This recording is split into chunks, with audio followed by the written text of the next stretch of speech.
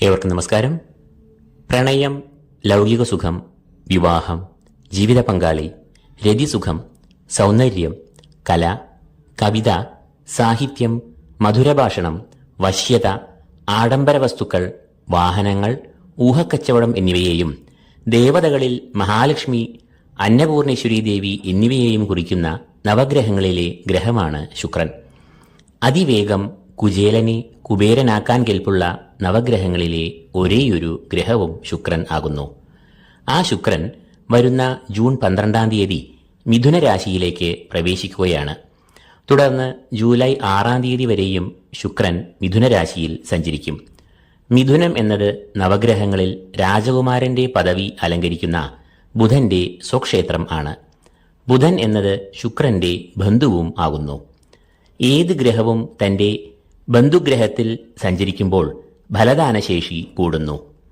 അപ്പോൾ സ്വന്തം ബന്ധുവായ ബുധന്റെ സ്വക്ഷേത്രത്തിൽ സഞ്ചരിക്കുന്ന ശുക്രൻ നേട്ടങ്ങൾ, സൗഭാഗ്യങ്ങൾ, അനുകൂലമായ ഫലങ്ങൾ എന്നിവയെ നൽകും. എന്നാൽ ചില ഭാവങ്ങളിൽ ശുക്രൻ അതീവ ഫലദാനശേഷി കൈവരിക്കുന്നു. അപ്പോൾ ശുക്രൻ രാജയോഗ തുല്യമായ ഫലങ്ങൾ, ഭാഗ്യം, നേട്ടങ്ങൾ എന്നിവയെ നൽകുന്നു. എന്നാൽ ചില ഭാവങ്ങളിൽ നിൽക്കുമ്പോൾ ശുക്രൻ ക്ഷീണിതൻ ആകുന്നു. അപ്പോൾ ശുക്രൻ അനിഷ്ട ഫലദാതാവായി മാറുന്നു.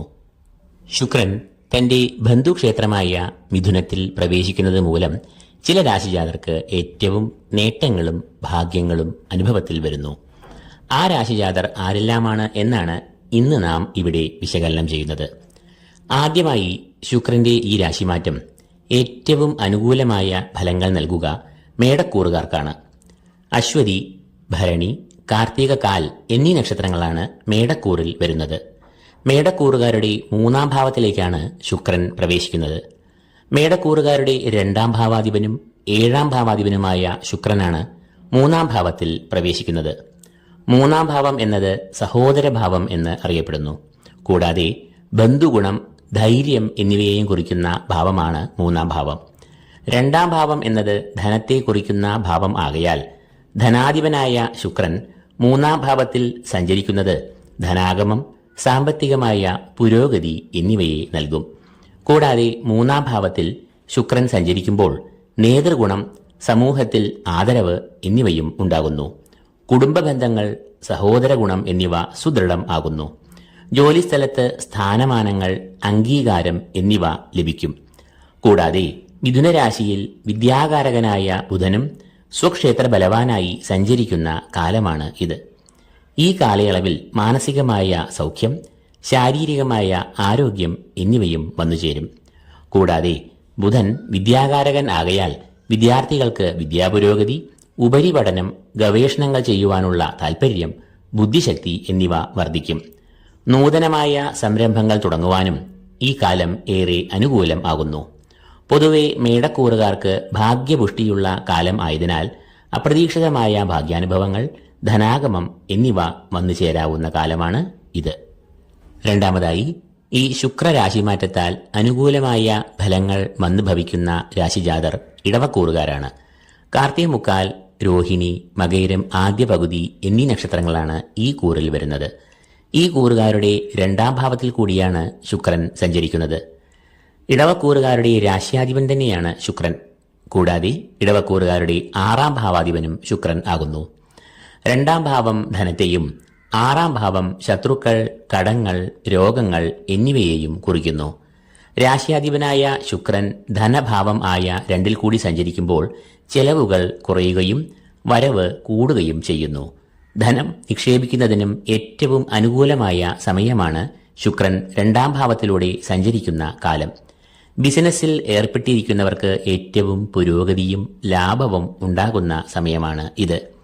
തൊഴിൽ രംഗത്തും ഈ സമയത്ത് ഏറെ അവസരങ്ങൾ, സ്ഥാനക്കയറ്റം എന്നിവ പ്രതീക്ഷിക്കാം. ശുക്രനെ കൂടാതെ ബുധനും ഇവരുടെ 2-ാം ഭാവത്തിൽ സ്വക്ഷേത്ര ബലവാനായി നിൽക്കുന്നു. 2-ാം ഭാവം വാക്കിനെയും കുറിക്കുന്ന ഭാവം ആകയാൽ വാഗ്വൈഭവം, വാഗ്വിലാസം എന്നിവ ഇക്കാലത്ത് ഏറിയിരിക്കും. അതുകൊണ്ട് തന്നെ അഭിഭാഷകർ, അധ്യാപകർ എന്നിവർക്ക് ഏറെ അനുകൂലമായ കാലമാകും ഇത്. വിദ്യാഭ്യാസം, പഠനം, ഉപരിപഠനം, ഗവേഷണം എന്നിവയ്ക്കും ഏറെ അനുകൂലമായ കാലമാണ് ഇത്. സർവോപരി ഇക്കാലത്ത് കുടുംബ സൗഖ്യം, ക്ഷേമം, കുടുംബാംഗങ്ങൾ തമ്മിൽ ഐക്യം എന്നിവയും ഉണ്ടാകും. മൂന്നാമതായി, ഈ ശുക്രമാറ്റത്താൽ ഗുണാനുഭവങ്ങൾ വന്നു ചേരുന്ന രാശിക്കാർ മിഥുനക്കൂറുകാരാണ്. മകയിരം രണ്ടാം പകുതി, തിരുവാതിര, പുണർദം മുക്കാൽ എന്നീ നക്ഷത്രങ്ങളാണ് ഈ കൂറിൽ വരുന്നത്. മിഥുനക്കൂറുകാരുടെ ജന്മരാശിയിൽ തന്നെയാണ് ശുക്രൻ സഞ്ചരിക്കുന്നത്.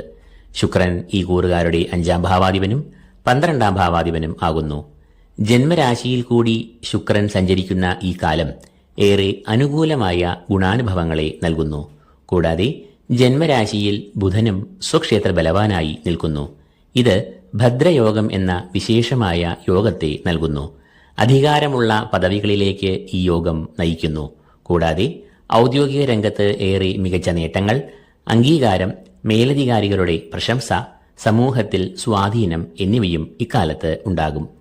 വിദ്യാപരമായ ഉന്നതി, പുതിയ ജോലി സാധ്യതകൾ, അവസരങ്ങൾ എന്നിവയും ഇക്കാലത്ത് ഉണ്ടാകുന്നതാണ്. കൂടാതെ ശുക്രന്റെ ജന്മരാശിയിലെ സഞ്ചാരം സുഖഭോഗങ്ങളെ നൽകും. പ്രണയം, ദാമ്പത്യം, സൗഹൃദങ്ങൾ എന്നീ മേഖലകൾ പുഷ്ടി പ്രാപിക്കും. ഭൂമിലാഭം, വാഹനലാഭം, വീടിന് മോടി കൂട്ടൽ എന്നീ ശുഭകരമായ കർമ്മങ്ങൾ നടക്കുന്ന കാലവും കൂടിയാകും ഇത്. ബിസിനസ്സിലും ഏറെ പുരോഗതിയും വളർച്ചയും ലാഭവും കൈവരിക്കും. സന്താനഭാവത്തിന്റെ ആധിപത്യവും ശുക്രന് ഉള്ളതിനാൽ ഈ കൂറുകാർക്ക് സന്താനഭാഗ്യം, സന്താനങ്ങൾക്ക് ക്ഷേമം, വിദ്യാപുരോഗതി എന്നിവയെല്ലാം ഇക്കാലത്ത് ഉണ്ടാകും.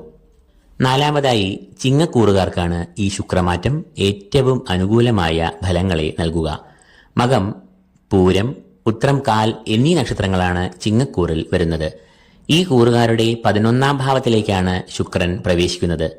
11ാം ഭാവം എന്നാൽ സർവാഭീഷ്ട സ്ഥാനം എന്ന് അറിയപ്പെടുന്നു. വരവിന്റെ ഭാവം ആയതിനാൽ ആയഭാവം എന്നും ഈ 11ാം ഭാവം അറിയപ്പെടുന്നു. 11ാം ഭാവത്തിലൂടെ ശുക്രൻ സഞ്ചരിക്കുന്നത് അതിവിശേഷം ആകുന്നു. കൂടാതെ ഇതേ ഭാവത്തിൽ സ്വക്ഷേത്ര ബലവാനായി ബുധനും നിലകൊള്ളുന്നു. അപ്പോൾ ശുക്രനും ബുധനും അനുഗ്രഹങ്ങൾ ചൊരിയുന്ന നിലയിലാണ് 11ാം ഭാവത്തിലൂടെ സഞ്ചരിക്കുന്നത്. ധനപരമായ ഉയർച്ച ഇവർക്ക് ഈ സമയത്ത് ഉണ്ടാകും. കൂടാതെ ആത്മാർത്ഥമായും ന്യായമായും ആയ ഇവരുടെ ആഗ്രഹങ്ങൾ മിക്കതും ബുധൻ 11ൽ കൂടി സഞ്ചരിക്കുന്ന ഇക്കാലത്ത് നിറവേറും. മുൻപ് പാതി വഴിയിൽ നിർത്തിയ സംരംഭങ്ങൾ, പ്രവർത്തികൾ, പരാജയപ്പെട്ട പരിശ്രമങ്ങൾ എന്നിവ വീണ്ടും ഉണരുകയും ലക്ഷ്യപ്രാപ്തി കൈവരിക്കുകയും ചെയ്യും. തൊഴിൽ മേഖലയിൽ മേലധികാരികളുടെ പ്രശംസ, അംഗീകാരം, സഹപ്രവർത്തകരിൽ നിന്ന് നല്ല സഹകരണം എന്നിവയും ഉണ്ടാകും. സാമ്പത്തികമായ പ്രതിസന്ധികൾ നീങ്ങും. പഠനം, ഉപരിപഠനം എന്നിവ ഏറെ മികച്ചതാകും. കുടുംബരംഗവും കുടുംബ ബന്ധങ്ങളും ഇക്കാലത്ത് ഏറെ ശോഭനം ആകും. ഐക്യം, സ്നേഹം, സന്തോഷം, ക്ഷേമം, ആരോഗ്യം എന്നിവയും പൊതുവിൽ ഇക്കാലത്ത് ഉണ്ടാകും. അഞ്ചാമതായി, ശുക്രന്റെ ഈ രാശിമാറ്റത്താൽ ഏറെ നേട്ടങ്ങൾ വന്നു ഭവിക്കുന്ന രാശിജാതർ തുലാക്കൂറുകാരാണ്. ചിത്തിര രണ്ടാം പകുതി, ചോതി, വിശാഖം മുക്കാൽ എന്നീ നക്ഷത്രങ്ങളാണ് ഈ കൂറിൽ വരുന്നത്. ഈ കൂറുകാരുടെ 9ാം ഭാവത്തിലാണ് ശുക്രൻ പ്രവേശിക്കുന്നത്. ശുക്രൻ എന്നത് ഈ കൂറുകാരുടെ രാശിയാധിപൻ തന്നെയാകുന്നു. 9ാം ഭാവം എന്നാൽ ഭാഗ്യഭാവം. ഈശ്വര കടാക്ഷം, പിതൃപുണ്യം എന്നിവയും ഈ ഭാവത്തെ കൊണ്ടാണ് ചിന്തിക്കുന്നത്. ശുക്രനെ കൂടാതെ ബുധനും സ്വക്ഷേത്ര ബലവാനായി ഈ ഭാഗ്യഭാവത്തിൽ സഞ്ചരിക്കുന്നത് ഭാഗ്യപുഷ്ടിയെ പ്രദാനം ചെയ്യുന്നു. പിതൃപ്രീതി, ഗുരുജനങ്ങളുടെ പ്രീതി എന്നിവയും ഇക്കാലത്ത് ഉണ്ടാകും. സാമ്പത്തികമായ പ്രതിസന്ധികൾക്ക് അയവ് വരുന്നു. ഇവരുടെ തടസ്സങ്ങൾ എല്ലാം നീങ്ങി ലക്ഷ്യപ്രാപ്തിയിൽ എത്തുന്നു. പാതി വഴിയിൽ ഉപേക്ഷിച്ച പ്രവർത്തനങ്ങൾ, സംരംഭങ്ങൾ എന്നിവ വിജയകരമായി പൂർത്തിയാക്കുവാൻ കഴിയുന്നു. ഇവരുടെ കർമ്മരംഗത്തും തടസ്സങ്ങൾ എല്ലാം നീങ്ങുന്നു. സാമ്പത്തികമായ പ്രയാസങ്ങൾ, പ്രതിസന്ധികൾ എന്നിവ നീങ്ങുന്നു. ദൈവികമായ പ്രവർത്തികൾ, തീർത്ഥാടനം, ക്ഷേത്രദർശനം എന്നിവയിലേക്ക് മനസ്സ് ഇക്കാലത്ത് വ്യാപരിക്കും. ആറാമതായി, ശുക്രന്റെ ഈ രാശിമാറ്റം ഗുണഫലങ്ങൾ നൽകുക കുംഭക്കൂറുകാർക്കാണ്. അവിട്ടം രണ്ടാം പകുതി, ചതയം, പൂരോരുട്ടാതി മുക്കാൽ എന്നീ നക്ഷത്രങ്ങളാണ് കുംഭക്കൂറിൽ വരുന്നത്. ഈ കൂറുകാരുടെ 5ാം ഭാവത്തിലേക്കാണ് ശുക്രൻ പ്രവേശിക്കുന്നത്. ശുക്രൻ ഈ കൂറുകാരുടെ 4ാം ഭാവാധിപനും 9ാം ഭാവാധിപനും ആകുന്നു. 5ാം ഭാവത്തിൽ സഞ്ചരിക്കുന്ന ശുക്രൻ സന്താനങ്ങൾക്ക് സൗഖ്യം, ക്ഷേമം, വിദ്യാപുരോഗതി എന്നിവയെ നൽകും. ഈ സമയം വളരെ വിവേകമായ തീരുമാനങ്ങൾ എടുക്കുന്നതിലൂടെ പ്രവർത്തികൾ ലക്ഷ്യം കാണും. കൂടാതെ ഗൃഹത്തിൽ കുടുംബാംഗങ്ങൾ തമ്മിൽ ഐക്യം, പരസ്പര ധാരണ എന്നിവയും ഉണ്ടാകും. സന്താനങ്ങൾക്ക് പുരോഗതി, ക്ഷേമം എന്നിവയും ഇക്കാലത്ത് ഉണ്ടാകും. കൂടാതെ വിദ്യാപുരോഗതി, പഠനം എന്നിവയും ഏറെ ശോഭനം ആകും. ബിസിനസ് രംഗത്തും ഇക്കാലത്ത് പുരോഗതി ഉണ്ടാകുന്നതാണ്. വിദേശയാത്രകൾക്കും അവസരം ലഭിക്കുന്ന കാലമാണ് ഇത്. അപ്പോൾ മേൽപ്പറഞ്ഞ 6 രാശിക്കാർക്ക് ശുക്രന്റെ മിഥുന രാശിയിലേക്കുള്ള രാശിമാറ്റത്താൽ ഏറെ ഗുണാനുഭവങ്ങൾ, നേട്ടങ്ങൾ എന്നിവ വന്നുചേരും. ശുക്രന്റെ ഈ രാശിമാറ്റം ദോഷഫലങ്ങൾ നൽകാൻ സാധ്യതയുള്ളത് 2 രാശിക്കാർക്കാണ്. അതിൽ ആദ്യത്തെ രാശി ധനുക്കൂറാണ്. മൂലം, പൂരാടം, ഉത്രാടം, കാൽ എന്നീ നക്ഷത്രങ്ങളാണ് ധനുക്കൂറിൽ വരുന്ന നക്ഷത്രങ്ങൾ. ഈ കൂറുകാരുടെ 7ാം ഭാവത്തിലേക്കാണ് ശുക്രൻ പ്രവേശിക്കുന്നത്. 7ാം ഭാവം എന്നത് കളത്രഭാവം എന്ന് അറിയപ്പെടുന്നു. പ്രണയം, വിവാഹം, ദാമ്പത്യബന്ധം എന്നിവയെ കൂടാതെ പാർട്ട്ണർഷിപ്പ് ബിസിനസിനെയും ഈ ഭാവത്താലാണ് കുറിക്കുന്നത്. ശുക്രൻ 7ാം ഭാവത്തിലൂടെ സഞ്ചരിക്കുന്നത് പൊതുവെ പ്രതികൂലമായ ഫലങ്ങളെ നൽകും. കലഹം, യാത്രാദുരിതം, ധനനഷ്ടം, മനസ്സിന് അസ്വാരസ്യങ്ങൾ, ദാമ്പത്യ ബന്ധങ്ങളിലും പ്രണയ ബന്ധങ്ങളിലും വിള്ളലുകൾ എന്നിവ ഉണ്ടാകാം. പങ്കാളിത്ത ബിസിനസ്സിലും സ്വരച്ചേർച്ച ഇല്ലായ്മ, തർക്കങ്ങൾ എന്നിവ അകൽച്ചയിലേക്ക് നയിക്കാം. അതിനാൽ ഇക്കാലത്ത് ഇക്കൂട്ടർ നല്ല സംയമനത്തോടെ പെരുമാറുക. ഈഗോയും മത്സരബുദ്ധിയും ഉപേക്ഷിക്കുക.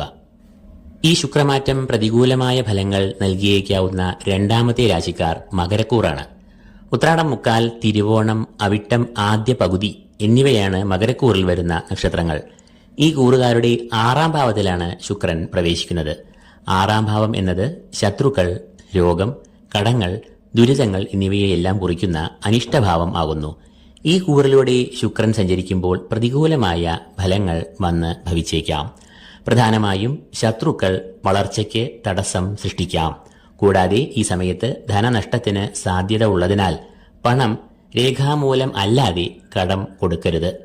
ഈ സമയത്ത് വലിയ തോതിൽ ധനവും നിക്ഷേപവും മുടക്കി പുതിയ സംരംഭങ്ങൾ, ബിസിനസ്സുകൾ എന്നിവ തുടങ്ങരുത്. തൊഴിൽ രംഗത്തും സഹപ്രവർത്തകരുടെ നിസ്സഹകരണം പ്രതീക്ഷിക്കാം. ശുക്രൻ അനിഷ്ടരാകുന്ന ഈ രാശിജാതർ വെള്ളിയാഴ്ചകളിൽ ദേവീക്ഷേത്ര ദർശനം നടത്തുക. ലളിതാ സഹസ്രനാമം ചൊല്ലുക.